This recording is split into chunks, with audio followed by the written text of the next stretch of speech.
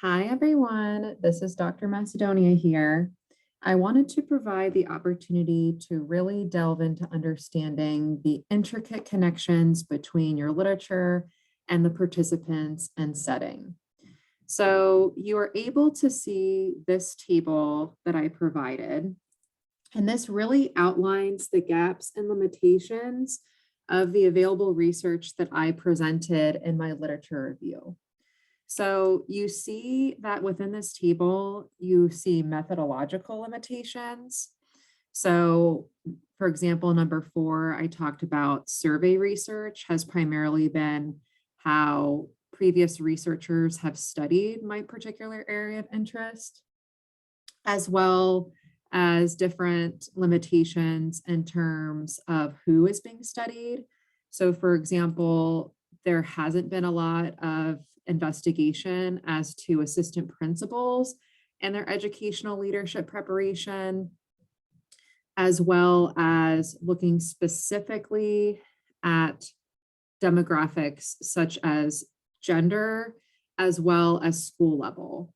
So you see that each gap and limitation has been really examined, and I've provided the cited research here. And so what I want to be able to show you is how this translates into looking at the research methodology and design that you use and how that influences your participants and setting. So I wanted to show you this table that I created during the period that I was doing my dissertation. And you see that my methodologist has comments throughout. But I wanted to kind of do this in a more organized linear fashion to be able to look at relationships between each kind of specific area. So I go into my rationale and justification for this study. I look at my purpose, and then I delve into the research questions. So first, I want to point out that for the purpose, this is specifically targeting those gaps and limitations that I showed you in this table. So because there is a need to really examine the perceptions from school-based administrators, specifically assistant principals, specifically women, I talk about the need to investigate beginning school-based administrators' perceptions of their roles and responsibilities and their education leadership preparation, specifically in special education. So this purpose, again, is aligned to those gaps and limitations. So moving on, I'm gonna hit this too, but then I go into that purpose is going to be then studied through using a multiple case study design. And so because I'm using a multiple case study design, I am looking at a specific type of participant to volunteer to participate in my study. So with a case study approach, you have to have a defined sample, and then that needs to be further bounded in some way. So for example, my participants had to graduate between 2017 to 2020. They all had to graduate from the same educational leadership program. They had to have years of experience as a school-based administrator, and they have to supervise special education. So this had to be further bounded by looking at specifically women, and all of them are at the elementary level. Now, with case study, you have to provide a specific justification for why you are using that specific type of category to recruit your participants. So for example, I am looking at 3 to 5, for example, beginning administrators. Then I provide a rationale using previous literature. So for example, Yin, who's a very prominent case study researcher, 3 to 5 participants was chosen in order to have a high degree of certainty for replications. So again, I'm connecting that literature to my reasoning for looking at specifically 3 to 5 participants. Again, why am I looking at novice administrators? I'm looking at novice administrators because they're all recently graduated and can recall their experiences. Now, similarly to looking at these gaps and limitations from this table, I'm aligning these gaps in literature in terms of my justification for my participants. So for example, I'm looking at female administrators at the elementary level, for example, because of these limitations that I've outlined within this table.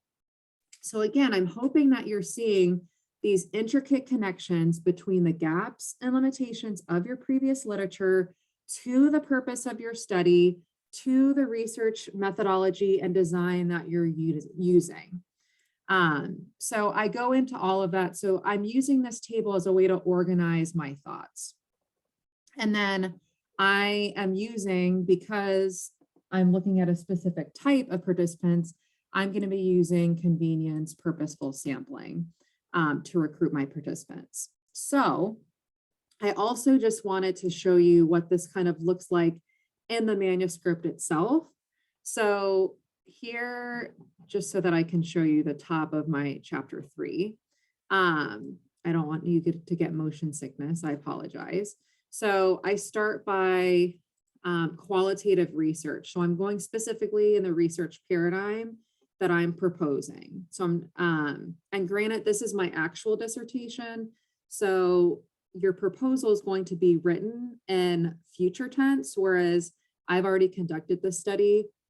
So you'll see this being written in past tense.